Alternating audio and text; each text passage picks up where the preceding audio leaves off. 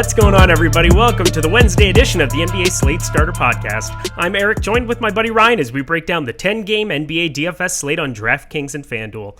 We're coming to you a little bit early. Rinpack's got a basketball game to watch, I think, is kind of what's going on here. But we've got a long 2-hour gap between the tip-off on Tuesday here for the 7 o'clock tip on the East Coast, and then the next set of games, which start up at 9 with the Denver and Philly games. So we're just sitting here waiting for Paul George news. What can you do? Rinpack, how's your night going? Going well. It could go many ways. Obviously, a big Michigan game tonight in the Elite Eight versus UCLA.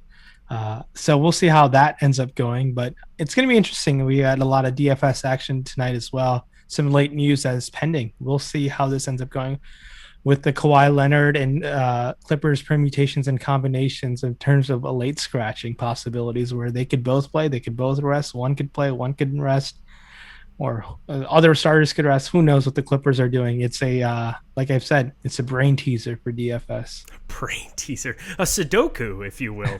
I felt pretty good about my lineups actually here at Lock. I think a lot of people like you and me, I think we were getting into some Cody Martin value that we didn't really even consider earlier on. Devontae Graham was a much, much better play. I didn't expect Malik Monk into getting ruled out, but we did see the 39 minutes, and everything I said earlier today was predicated on the fact that he was going to be playing 30 minutes with Monk back, but we'll kind of see where it goes from here. Washington's a great matchup.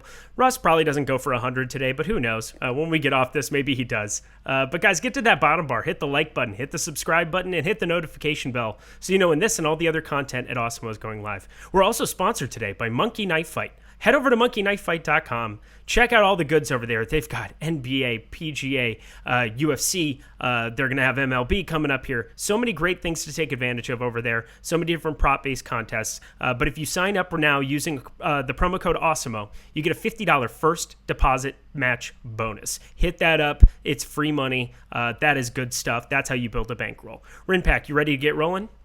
That's right. All right, here we go, my dude. Top end of point guard. Starting with James Harden, 10,900 over on DraftKings up against Houston. This is a revenge game. I don't know how much you factor in narratives, but he's coming off back-to-back 70-plus burgers. So narrative aside, he's a fantastic play, and I think he might want to just shove it to Houston a little bit. So maybe he gets benched when they're up 40 in the fourth quarter, but I like James Harden a lot tomorrow. I'm going to be shocked if he's not very, very popular. Luka Doncic, 10,700, has not been very good of late. Porzingis, they've basically flip-flopped in terms of upside of late. Porzingis been really the more dynamic of the two the last 3 games, but it's Luka Doncic. We wouldn't be surprised if he turned it on against Boston, but 43.75, 29, 53.25 his last 3. A little underwhelming for a guy that you'd be paying 10-7 for, and Boston isn't the easiest matchup in the world. Then Kyrie Irving, who came onto the scene hot, put up about 35 or 40, I believe, in the first half against Minnesota, then basically just kind of chilled out the rest of the day, went and burned some incense on the sidelines, did his typical stuff. He's going up against Houston, too. He's 9,600. He'd make a good pivot off of James Harden if you were trying to get some leverage there. And then we'll throw Dame Lillard in there, 9,500. Obviously, a different situation with him now with CJ McCollum there, eating up some of the usage. That price tag's starting to come down, but still think I want it to come down a little further. Talk to me about the top end of point guard.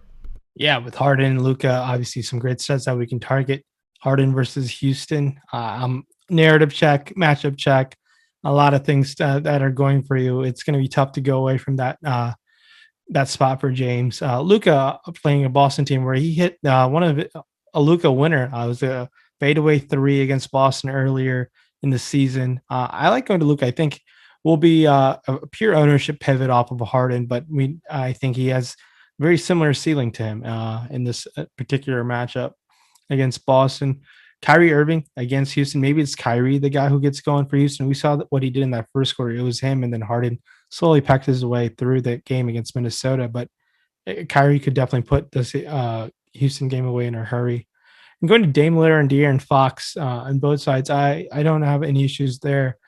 De'Aaron Fox will be very, very contrarian on FanDuel on a huge slate like 10K. this. He has cracked the 5-figure price point, and it's well-deserved. Obviously, last game, he barely got there for you, but outside of that, the guy has been very, very impressive. He's just driving to the basket a lot more and just finding ways to get involved in the offense more. Everything's just up for him. It's been a very, very strong run for De'Aaron Fox. so far. And John Wall on the other side of things, he's a game time decision, I believe, questionable for Wednesday. Now, if he were to play, I'll have interest. Now, if he were to be out, there's a lot of things that can open up for Houston. Kevin Porter Jr. maybe, as we talk about other players at the other positions. But does anyone stand out to you at lower prices? A 6,800 Ja Morant on FanDuel against Utah. I have interest there. He just played against Utah the other day, and he put up, I believe, 52 fantasy points.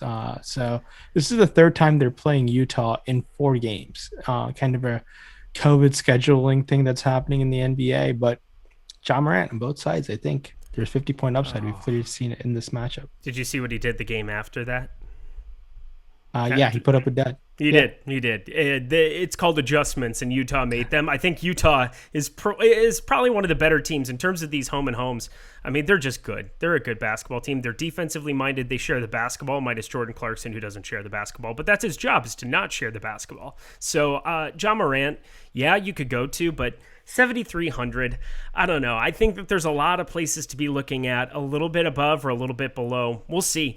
I'm curious what's going to happen with this Lakers spot. I mean, Dennis Schroeder, 7,100, might be a little bit up with now you're getting Drummond into that mix. It sounds like he's going to make his debut.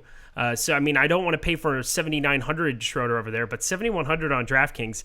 Really kind of curious what that ownership gets to. We just saw Milwaukee. They were not very good against a Paul George-less Clippers team. I don't know. Defensively, there's some breakdowns going on there. I might want to take a couple shots on him still at that 7K range, but you can say that about so many different guys on this slate. It's a 10-gamer. You can make a case for Halliburton, who just got done putting up a better game on DK, 40.5. He's 6,100. You can also play him at shooting guard.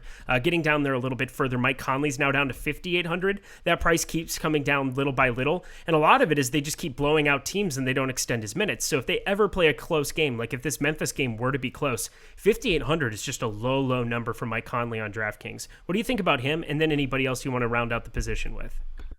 Yeah, it's the nice thing about Utah is even if they were to blow out this Memphis team, I think whoever we've seen cares. Yeah, it's like Kyle Anderson and Justice Winslow. What a random basketball team. Yeah, we the thing about Conley, just because there's injury history of late, they've been very cautious with him. Quinn Snyder hasn't been as he's not really as blowout proof as like the other starters are. We've seen other starters get a lot of extended run into blowouts, and that's the only con with Conley.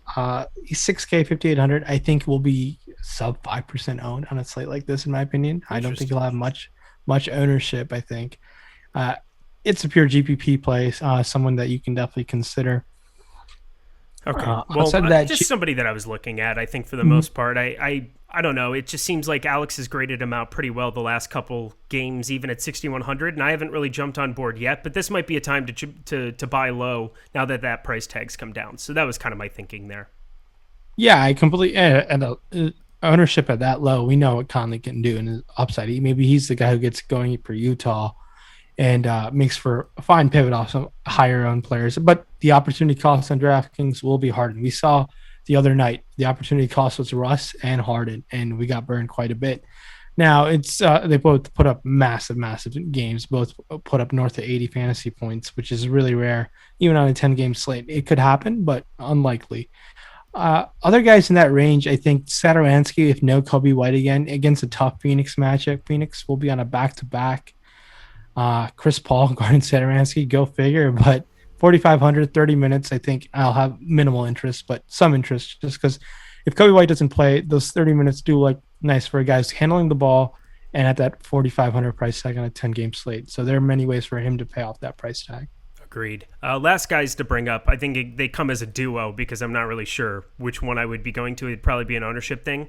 We had talked a little bit about Saban Lee and Corey Joseph last time out. I ended up on the Corey Joseph side of it for a little bit of exposure over on DK. He's only at 4K, ended up playing 24 minutes, maybe played a little bit over his head, but then Saban Lee is only $300 more, 4,300.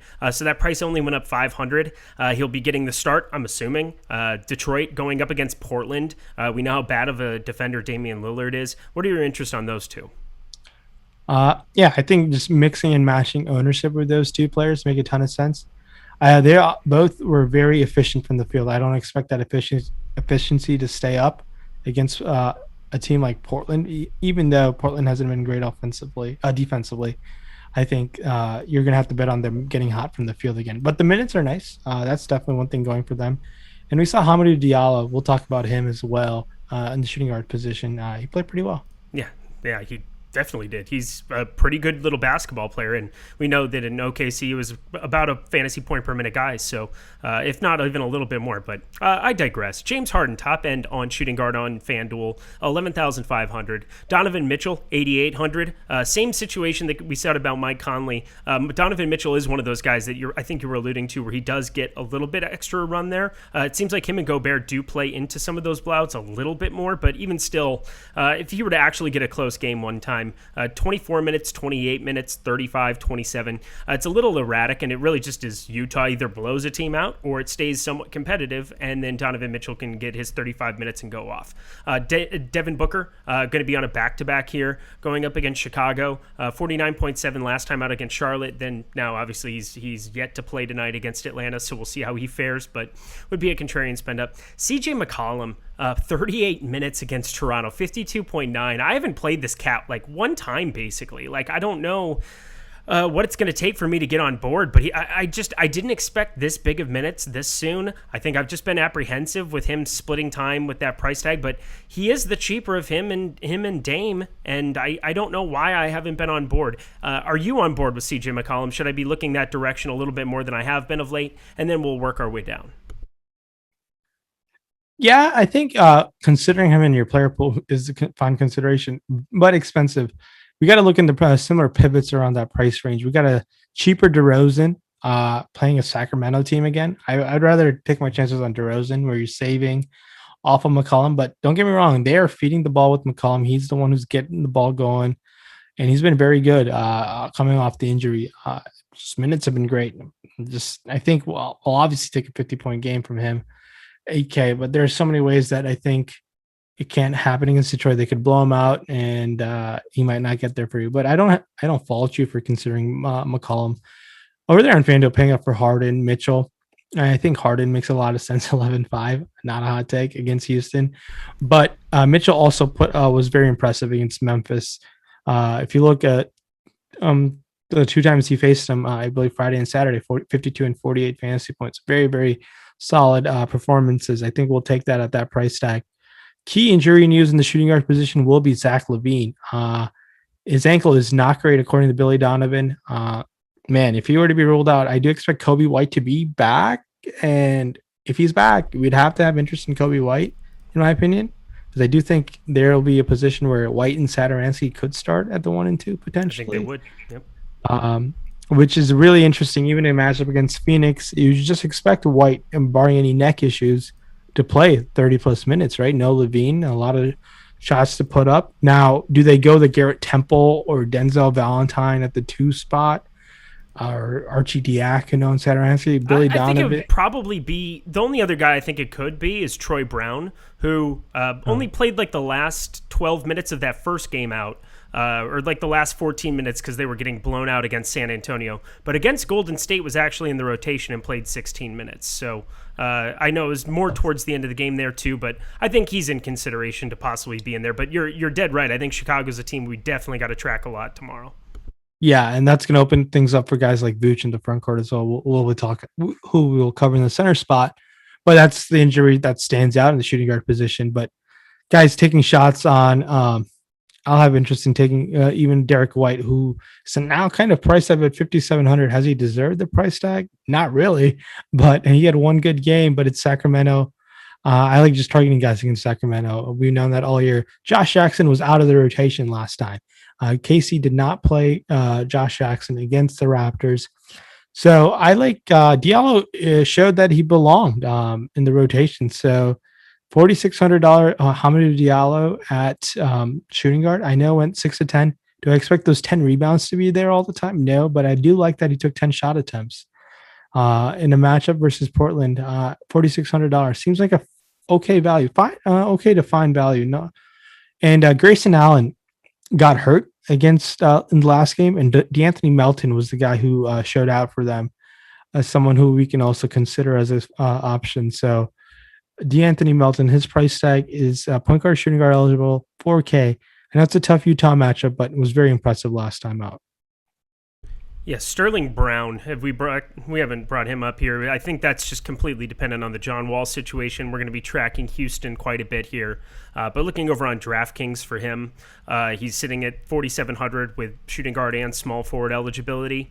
Over on FanDuel, he's 4,800, so I like going that direction as well. Gary Trent played big minutes, 37 minutes for Toronto there against. He'll be getting a decent spot there as well against OKC. Just not formidable whatsoever, not a good basketball team. So maybe a couple shots on him for some possible upside. The one guy also to kind of bring up where did he go? Marcus Smart. There we go. He's if we get Jaylen Brown out, he's played 37 and 38 minutes his last two. Evan Fournier played 32 minutes. They played quite a bit next to each other. I didn't necessarily know how those minutes were going to break down, but I mean, it makes sense. You take Jaylen Brown off the floor, Marcus Smart and Evan Fournier, both guys that I'm going to have some interest in, but 5,500 specifically over on FanDuel, like getting to him there.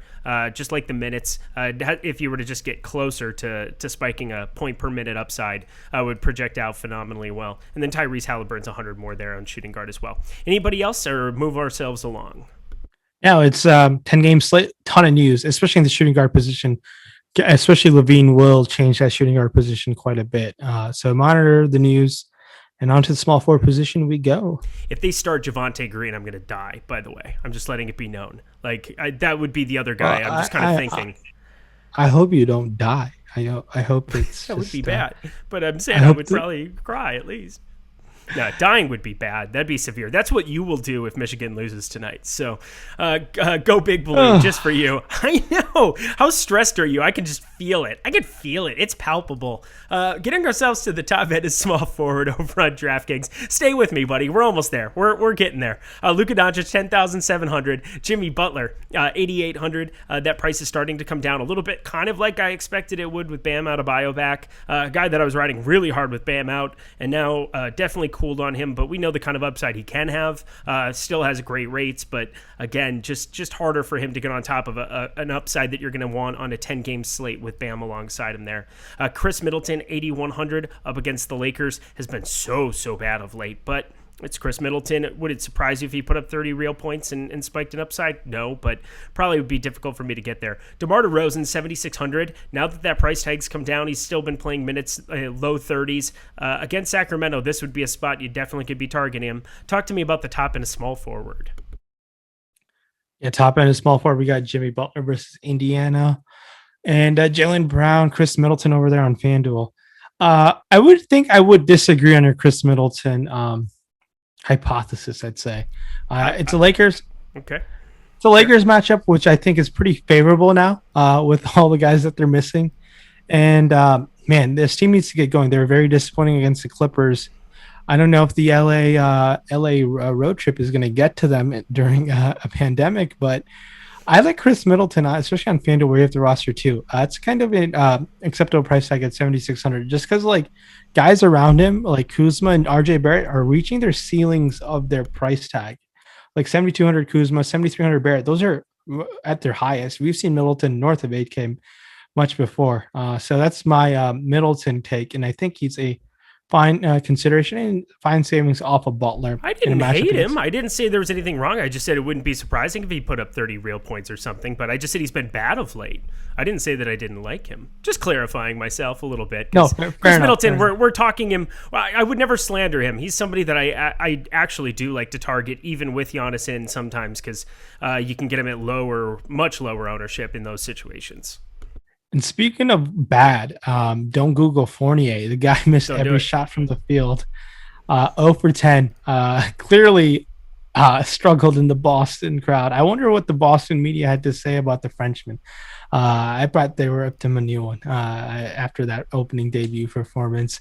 OG Anunoby and Norman Powell. Man, Norman Powell on Portland now. Playing a ton of minutes, man. You got to have interest there at 6,800. And OG Anunoby is taking his game to the next level, has earned that $6,600 price tag. As ridiculous as it sounds, I would have interest in saving down to a $5,800 small forward Buddy Hield now on FanDuel. against San Antonio. I think Buddy Hield could pay off that 58, now sub 6K. I don't hate it. I don't hate it. I'm just saying, I don't There you hate that one go. either. Don't hate it. You're welcome. Yeah. No, let's go. Go Big Blue. I'm just here to back you up today. I'm your yes man. Continue. And spending down to options like Bogdanovich to Sadiq Bey and KCP are fine considerations. Even Keldon Johnson, 5K. I know those minutes can be concerning at times, but the guy has shown an upside in the past. Pure GVP option with those players over there in DraftKings. Looking at the small forward, we got Luka, Butler, Middleton, 8,100 still in play, 3-point bonus. DeRozan, I like that $7,600 price tag quite a bit. I think that's a fine option against Sacramento, especially has 50-point upside against that matchup. Jeremy Grant has slowly and surely coming down to earth. The shooting efficiency is coming down. He's still only taking 12 shot attempts. I would like him at that price tag to be taking 15, 16 shot attempts. Now, as a matchup against Portland,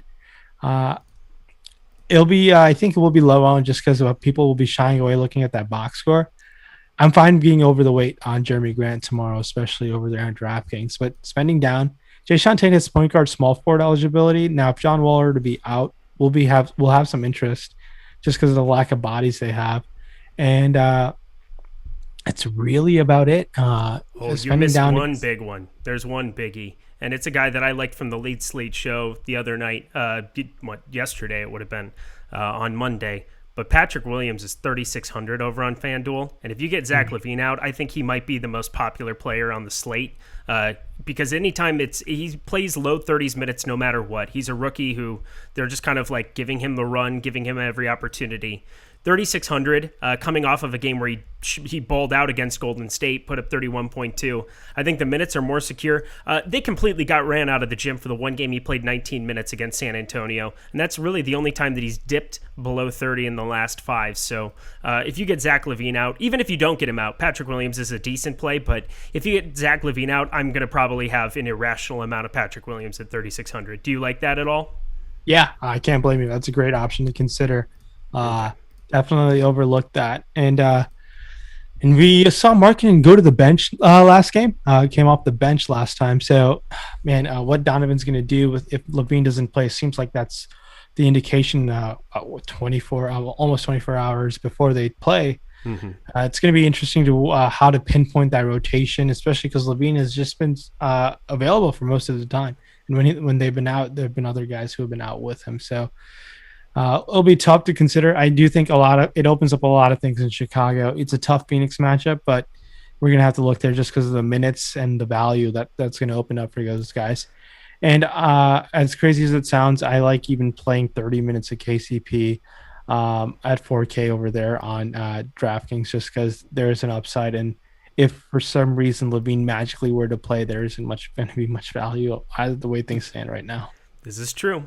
It sucks that game locks at 10 too, because Chicago generally you would have earlier news because they'd be a 8 o'clock Eastern time lock time, but going to be a 10 o'clock one. We might be waiting on that news the same way we are still waiting on Paul George news, as that has still not come across. Oh my gosh. What's it going to be? I think he plays tonight.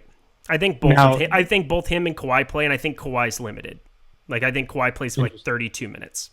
Gotcha. They don't need, and they could blow them out in 6 minutes against this Magic team. So yeah, so I'm saying 32 is like where I would have the ceiling capped on Kawhi. So I'm a little bit lower on him than if Paul George gets ruled out. I think you automatically can go to him just because of the usage and opportunity. But I think either way, I'd be surprised if he played more than 32 minutes on a back-to-back. Fair enough. If he gets ruled out, if Kawhi gets ruled out, I'm just going to throw everything out the window. So, oh my goodness, guys. Make sure we have MLB starting in 2 days. That's on Thursday. It's opening day. Hopefully you got all those tickets that you've been saving up on DraftKings and FanDuel, so you're ready to rock. Also to be ready to rock, check out the starting 9 promo over at Awesemo. That is $9. So $9 to be able to get the first week. It's the first week or first 9 days, Rinpack? It will be the first 9 days. First 9 days. So 2 extra bonus days on top of a week. So you get 9 days for $9 using promo code STARTING9. Go to awesemo.com/join or awesemo.com/offers. Go to either one. You'll be able to find it. Plug in awesemo.com/promos. /promo. Sorry, offers. What am I?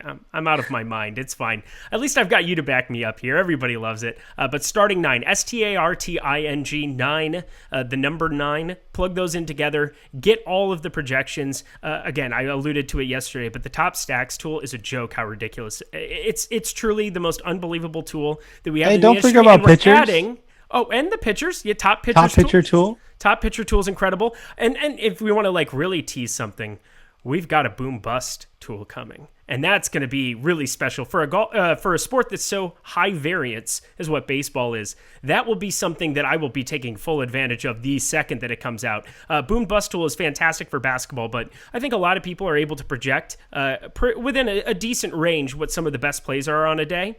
But you cannot predict the way that Alex Baker can in baseball. This guy absolutely wrecks the baseball streets. Steve Buzzard wrecks baseball. So check that out. Promo code starting 9 and stop guessing and start winning. Top end of power forward over on FanDuel. Giannis Antetokounmpo, 11,300. It's Giannis against the Lakers.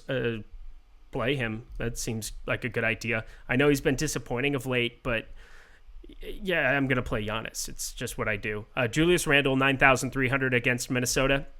Sounds like he's good to go now. He ended up coming in and playing close to his full allotment of minutes. Played 35 in Miami, which again is on the low end for a guy who generally plays up into the 40s. And against Minnesota, we like to target them all the time. So good spot for New York.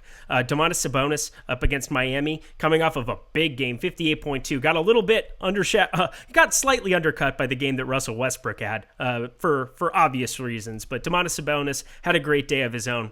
And then Jason Tatum, up to 9K here again, 57.3. If you get Jaylen Brown out again, that's kind of a plug and play, kind of like it normally is in a lot of ways. But specifically, it was nice to see him spike that upside, and at 9K, still within the realm. Talk to me about power forward.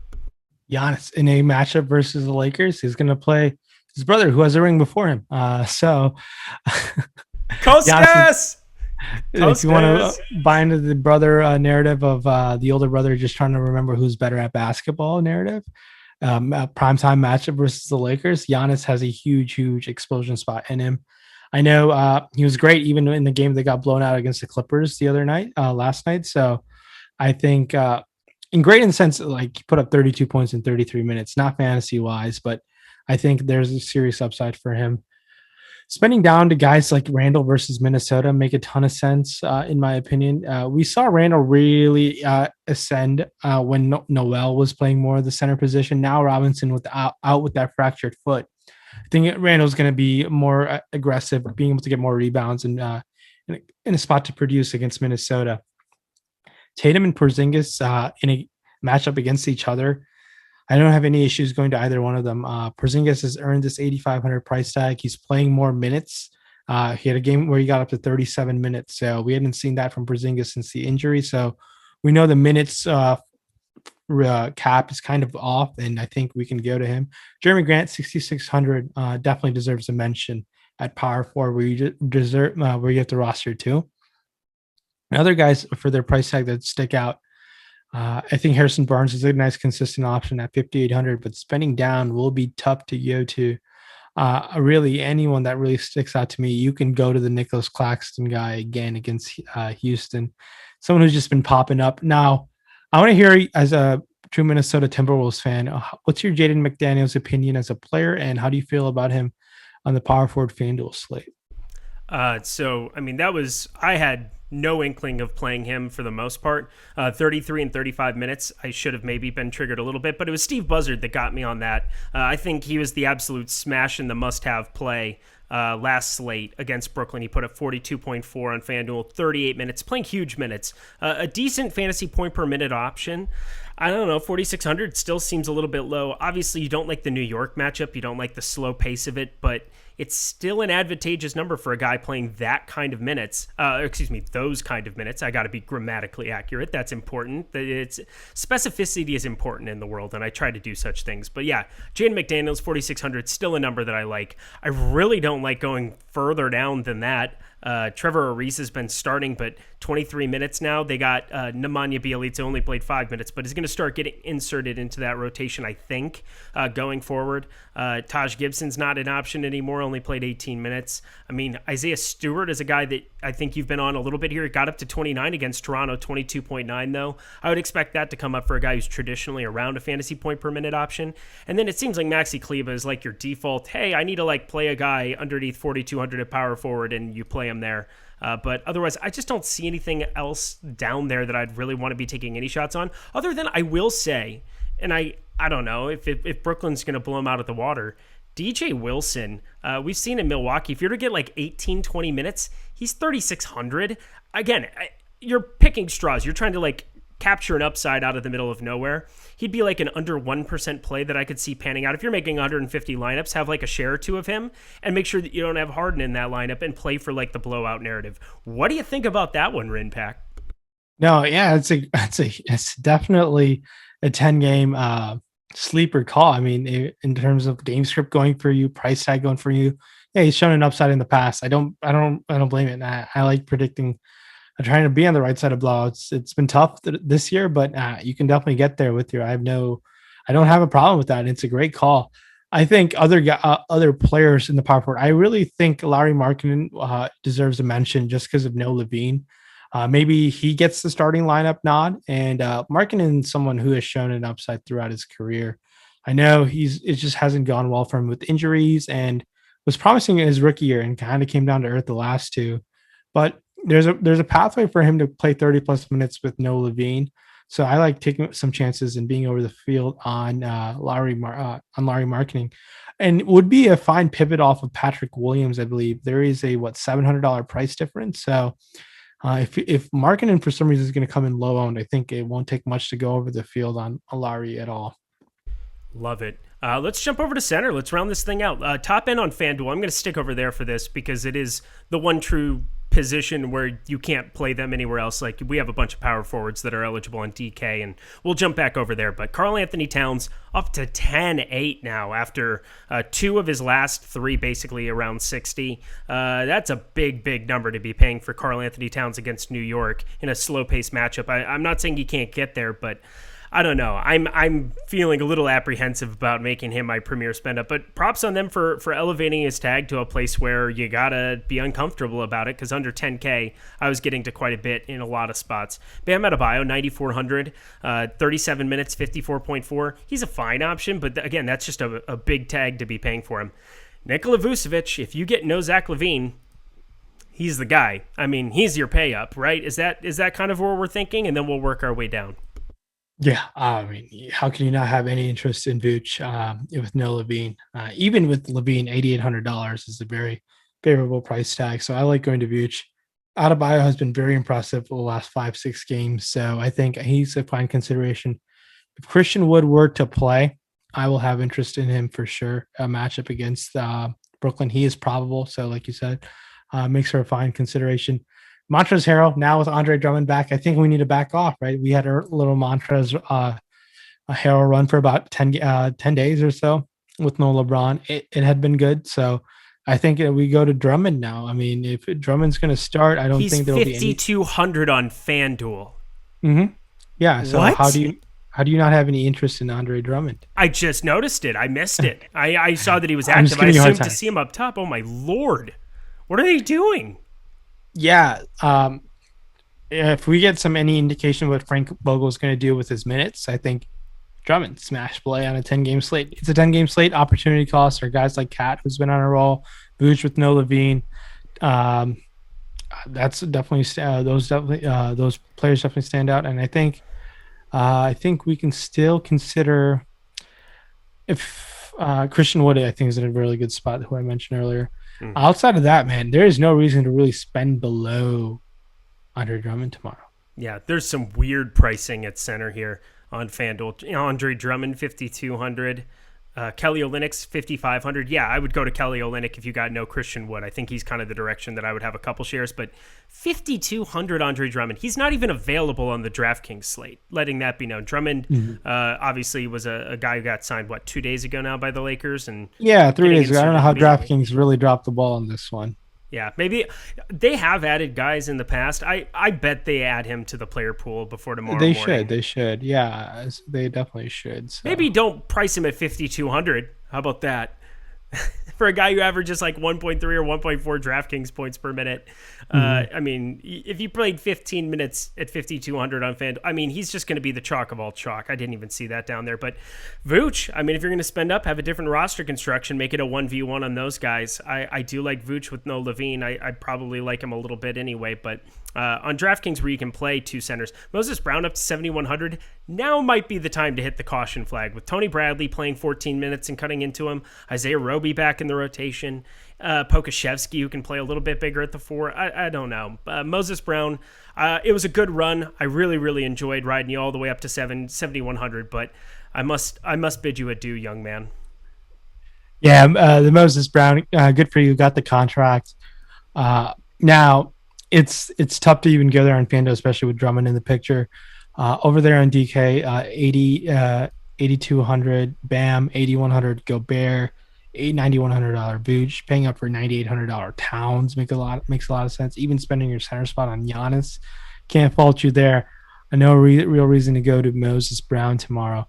Now, I think Robert Williams deserves your mention. Kind of your guy. You kind of spoke him into Brad Stevens' ear as the starter's role. I think with still no Tristan Thompson, I believe, who's still gone with health and safety protocol issues. Now, I think we got to keep riding the Robert Williams experience until Thompson comes back, just because the upside is definitely there.